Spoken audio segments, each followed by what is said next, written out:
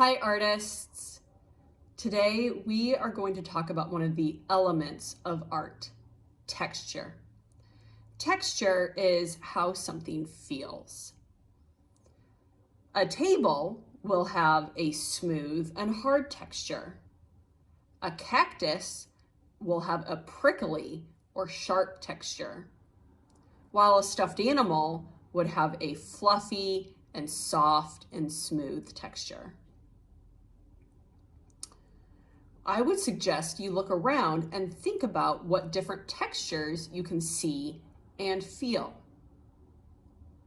In art, there are two different kinds of texture: actual texture and implied texture. Actual texture is when you can actually touch something. For example, I have a pumpkin here. I can actually run my finger along the side of the pumpkin and feel how bumpy it is. It is hard and bumpy. However, if I draw a pumpkin, it might look bumpy, but if I touch it with my finger, it will just be the smooth paper. When you draw something that looks like it has a texture, we call that implied texture. We can create implied texture using different lines, shapes, and values. Today, we are going to create implied texture in our drawing. We're going to draw an owl sitting inside of a tree. An owl will have a soft, fluffy texture because of its feathers, while a tree will have a rough and bumpy texture because of the bark.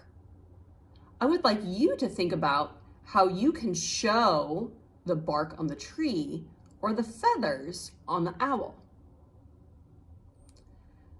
If you would like to draw your owl somewhere else other than inside of a tree, you are more than welcome to. But remember, when you're drawing, to think about how everything feels and to make sure you show the texture. Let's go ahead and get started on our drawing. To get started on my owl, I'm going to use a Sharpie, or a black marker would be fine, to draw the outside. I'm going to start towards the top of my page with an oval for the head. You can draw a different shape if you like. Owls come in many shapes and sizes. Then I'm going to make a triangle coming down to about the center of the face. You could use a straight line, or it could be a little bit curved. I like using the curved line because it makes a nice space to put the round eyeball in. Owls have really big eyes, so I'm going to make a big circle and then a smaller circle inside of it. Again, I'll make a big circle with a smaller circle inside of it. Then I like adding a highlight. That's the white little circle in your eye at the top. I can then color the eye in black.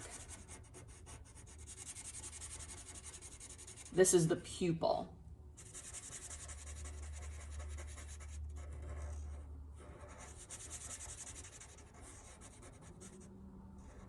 Now it's time to make the beak. This could be a triangle, it could be curved on the top.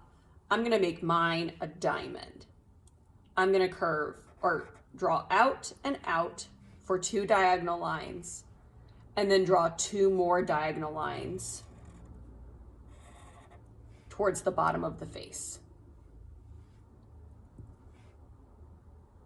If you want to make an owl like a great horned owl, you might have the feathers that stick off the top of the head that kind of look like ears, but they're really just feathers, like this. Now it's time to make the wings. I'm going to start towards the bottom of my head and curve out and in.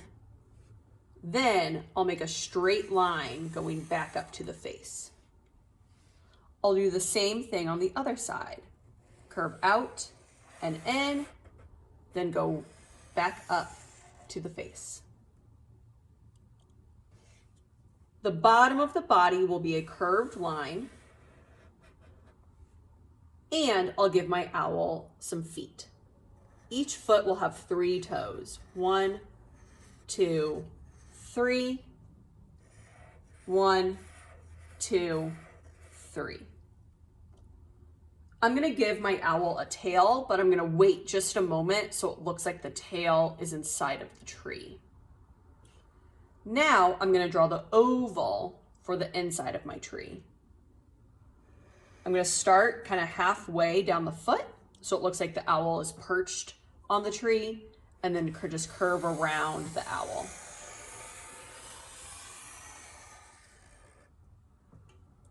Now I can kind of draw the tail off to the side here. You won't see much of it. So I can draw 1, 2 lines so the tail is somewhere over here. And I'm going to actually fill the tail in with straight lines because tails usually have long feathers. Now it's time to add the rest of the texture to my owl.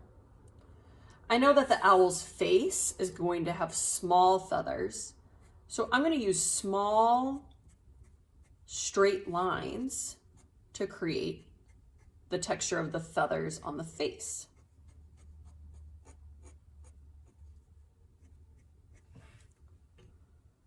I know that the wing will have bigger feathers.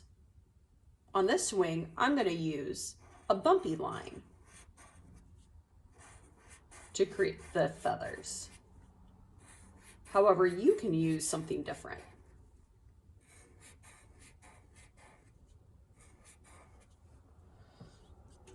On this wing, I'm going to use a looped line for my feathers.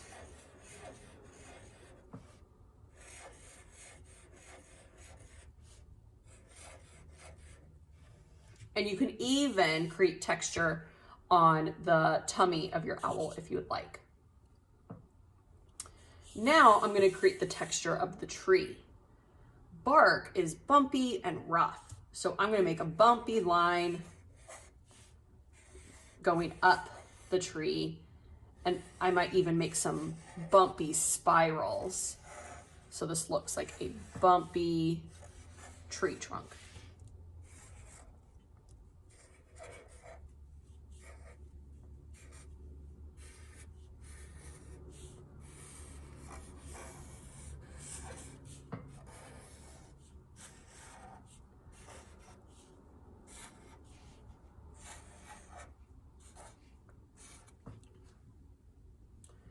When you are done adding texture to your owl and the tree, it's time to color.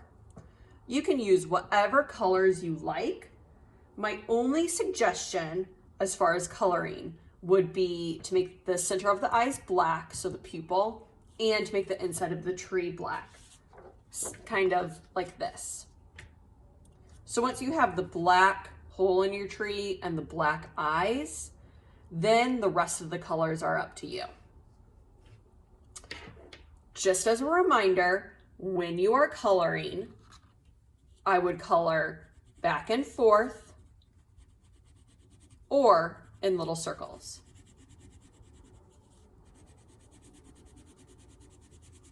If you want to leave parts of your owl white, you may, because there are many owls that have white spots, like the great snowy owl or a barn owl will have white feathers.